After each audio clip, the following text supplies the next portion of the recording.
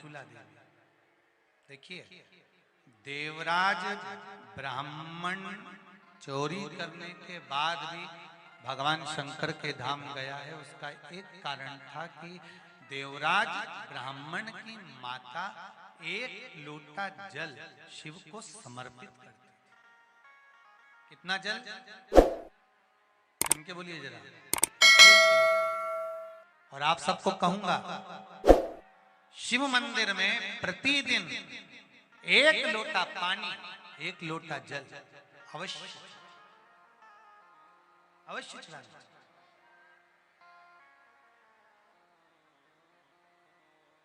एक लोटा पानी भगवान शंकर को अवश्य। क्या होता है? 3 दोष समाप्त होते हैं एक लोटा पानी शिव जी को चढ़ाने से। 3 दोष। पहला पितृदोष,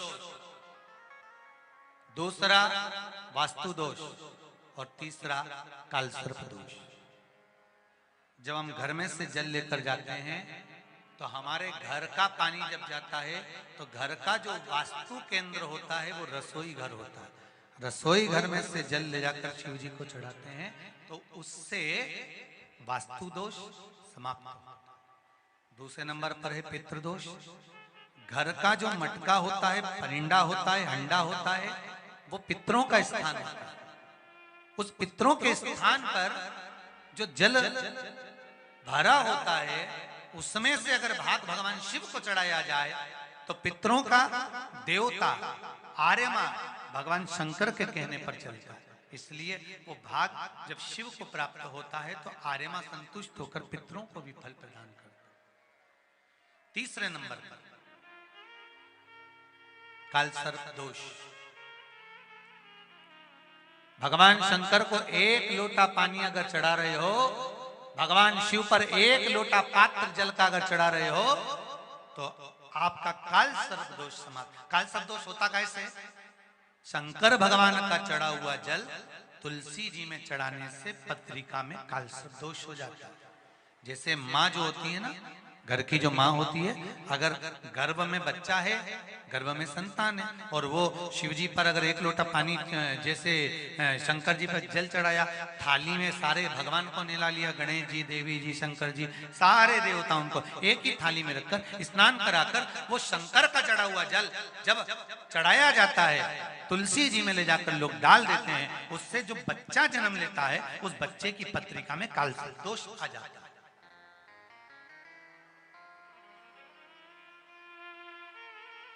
इसलिए शिव महापुराण की कथा कहती है सारे देवताओं को भले एक ही थाली में स्नान करा लो, एक ही पात्र में स्नान करा लो, पर देवाधिदेव महादेव को एक छोटे से पात्र में अलग से स्नान करा लेना चाहिए, अलग से।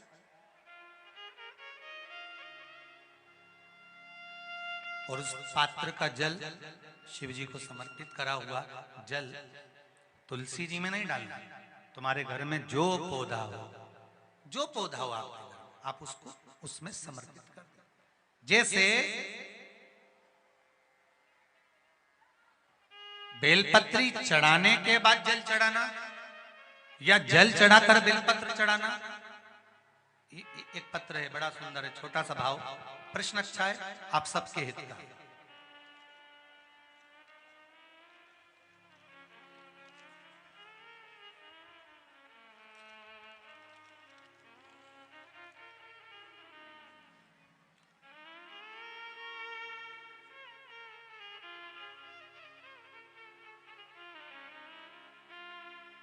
अरुणा जी अग्रवाल जयपुर, झरना जी अग्रवाल जयपुर राजस्थान से इन्होंने प्रश्न किया है। गुरुदेव, दूध, कच्चा दूध केवल शिवलिंग पे चढ़ाना चाहिए या पूरे शिव परिवार पे चढ़ाना चाहिए? प्रश्न अच्छा है। और शिव महापुराण की कथा, रुद्राक्ष उत्सव चल रहा है तो आप उसको समझें। दूध केवल शिवलिंग पे चढ़ाना चाहिए या जो शिवलिंग के आसपास में सभी परिवार विराजमान होता है उस पे भी चढ़ाना चाहिए? अगर लिंग पुराण आप उठाकर देखेंगे तो लिंग पुराण में एक बड़ा सुंदर संवाद आता है जिसमें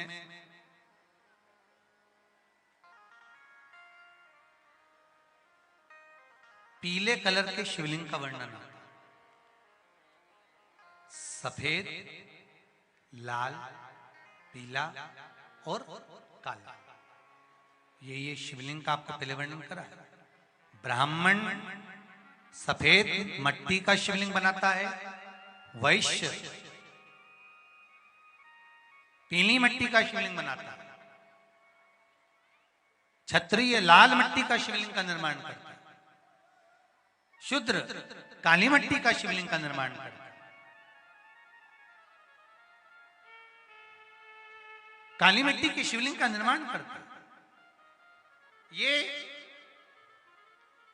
जो वर्णन किया गया है कि उसमें लिंग पुराण के अंतर्गत एक पीले शिवलिंग का वर्णन आता है कि पीला जो शिवलिंग होता है उस शिवलिंग का भाव कितना सुंदर बताया गया है। उसमें व्याख्यान वर्णन में आप अगर पढ़ेंगे देखेंगे लिंग पुराण के अंतर्गत तो उसमें आता है कि दूध जब आप देव अधिदेव महादेव के शिवलिंग पर समर्पित करते हो तो शिव महापुराण की कथा कहती है, लिंग पुराण कथा कहती है, नर्मदा पुराण, स्कंद पुराण, पद्म पुराण, अग्नि पुराण, सारी पुराणे वर्णन करती है। वराह पुराण, ब्रह्मवेत्ता पुराण, ये जितनी पुराणे सब वर्णन करती है कि जब शिवलिंग पर हम दूध चढ़ाते हैं तो केवल शंकर भगवान के शिवलिंग पर दूध चढ़ा देने से संपूर्ण परिवार पर दूध चढ़ जाता है। अलग से हमें कहीं चढ़ाने की जरूरत नहीं,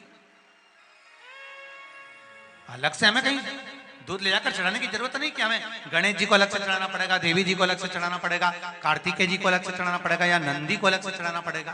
तो जो प्रश्न करा है धन्ना जी अग्रवाल जी ने, जयपुर राजस्थान से हैं, सुंदर प्रश्न करा है। और ये आपको ज्ञात होना चाहिए कि शंकर भगवान पर चढ़ाया गया थोड़ा सा भी दूध जल जो हम भगवान शिव को समर्पित कर रहे हैं वो केवल शिव के लिए नहीं रहता, केवल भगवान शंकर के लिए नहीं है, वो स्वयं 33 कोटि देवताओं को समर्पित हो जाता है, स्वयं 33 कोटि देवताओं को पहुंच जाता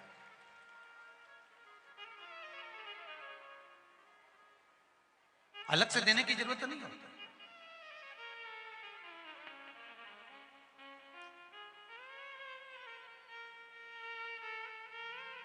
महाराज एक लोटा पानी,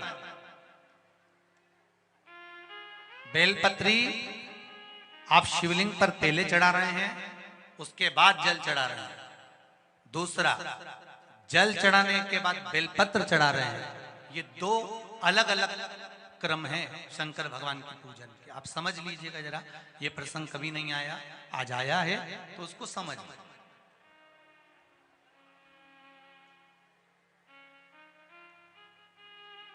पहले बेलपत्र, उसके बाद में जल जो चढ़ाया जाता है ये रोग मुक्ति के लिए चढ़ाया जाता है। काय के लिए चढ़ाते हैं अपन? रोग के निवारण के, रोग मुक्ति के। जैसे कोरोना महामारी के अंतर्गत अपन सबने स्मरण किया ऑनलाइन शिव महापुराण में कि एक वर्णन किया था कि अगर ज्यादा स्वास्थ्य गड़बड़ हो रहा है तो एक लोटा दूध था और एक लोटा पानी बेलपत्र रखकर फिर चढ़ाने का उस समय पर वर्णन किया था। आप लोगों ने, कई लोगों ने उसको किया भी और उसका लाभ आपको मिला।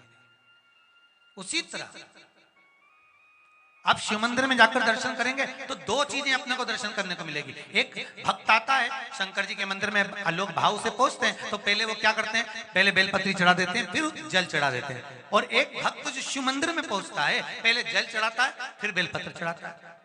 दोनों का अलग अलग क्रम है, दोनों का अलग अलग भाव वर्णन है। पहला, अगर बेलपत्र चढ़ाया है और उसके बाद अगर शंकर भगवान पे जल चढ़ा रहे हो तो ये रोग मुक्ति के लिए होता है। जैसे बड़े रोग किसी को हो जाए, रोग किसी को घेर ले तो वो बेलपत्री चढ़ाने के बाद फिर जल चढ़ाएगा तो उसको रोग थम जाएगा और फिर वो रोग आगे नहीं बढ़ेगा, आगे नहीं बढ़ेगा। रोगों को थामने के लिए बेलपत्री पहले फिर जल। और जब कुछ कार्य के लिए आप, सिद्धता के लिए आप, अच्छे कार्य के लिए आप, मन की प्रसन्नता के लिए, आनंदता के लिए आप शिव आराधना कर रहे हो, आप शंकर की आराधना कर रहे हो, तो आप जल चढ़ाकर फिर बेलपत्री चढ़ाए, उसका लाभ आनंद में। आपने जल चढ़ाया, उसके बाद बेलपत्र चढ़ाया।